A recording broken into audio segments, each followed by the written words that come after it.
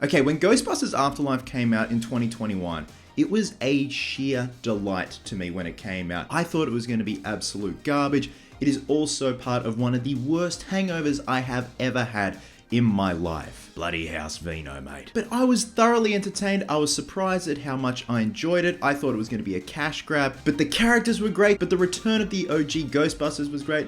The way they wrote in Harold Ramis's ghost at the end had Chloe and I in tears, and no, that wasn't from the house vino. But it wasn't bad at all, and I really wanted to see more of these characters. I love the inclusion of Paul Rudd in it. I felt he wasn't shoehorned in it. I felt that the OG Ghostbusters weren't shoehorned in there as well for an obligatory cameo. And now we have the trailer for Ghostbusters Frozen Empire. Now the trailer goes for 2 minutes and 6 seconds.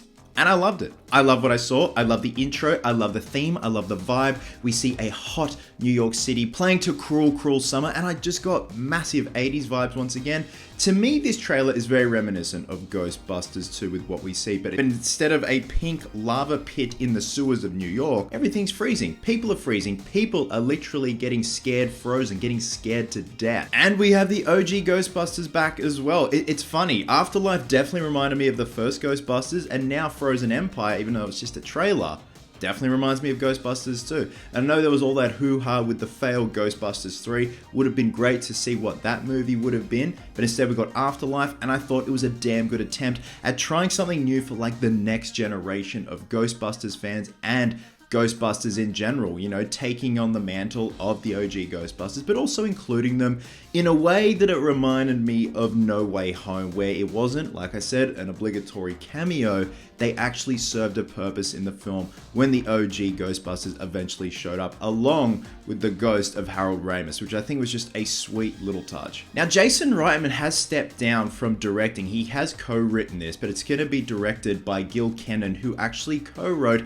Afterlife. They're kind of keeping it all in the family. Unfortunately, we did lose Ivan Reitman recently, which is pretty sad. Like, that man has such a legacy when it comes to directing, but I'm sure he'd be pretty proud with what he'd be seeing, because I think this is a fun looking trailer. Obviously, I'm going to hold out hope until I see the final film, but I just want what I saw and what I experienced in Afterlife. Just something fun, new, but a little familiar at the same time. It was cool to see the Ecto-1 in action. Paul Rudd's hilarious as always. I love their new snowsuits at the very end where they're all kitted up. I love a brand new suit. The standout for me in Afterlife was McKenna Grace. I loved her. I loved her quirkiness. I loved her nerdiness, and she's just a damn good little actress. She's returning. Can't wait to see what she gets up to. So yeah, overall guys, not really much else to say. I was pleasantly surprised with what I saw. I love the summer New York vibes we see at the beginning. Again, very reminiscent of Ghostbusters 2, this whole trailer. Obviously, time will tell if the actual film is good, but for now, I'm stoked. I'm psyched. I'm keen to see where this goes. I like the new characters that have been brought over from Afterlife. What else could you want? I am going to see the Marvels in a couple of hours' time. Fingers crossed it's good and entertaining. Please.